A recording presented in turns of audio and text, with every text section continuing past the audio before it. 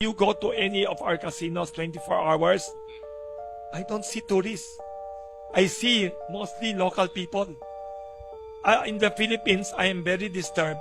Our very big casino resorts, most of the people playing slot machines and all these other games are local people. So I'll tell you, in Singapore, we should learn from Singapore. Singapore has some of the biggest casinos. But I admire the policy of government of Singapore. Lee Kuan Yew, Lee Hsien Loong, everybody. Alam mo, ginagawa nila.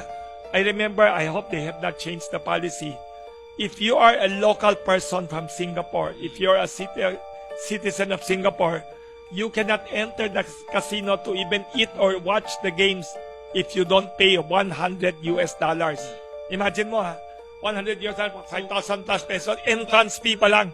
So it's a disincentive for people unless you're an addict to gambling.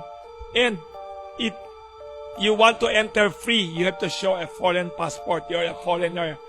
And also, not only that, everywhere in the casinos, I noticed, I saw, may mga pamphlets sila all over the casino.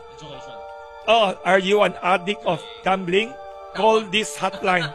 Call this hotline. Call this guidance counselor. We will save you. They know it's a sickness. It's a very bad thing. Unfortunately, in the Philippines, our leaders, many of them have become cynical. Cynical, parang thinking nila, okay lang yan. Victimless crime yan or something. There's something very wrong with our moral values of our leaders.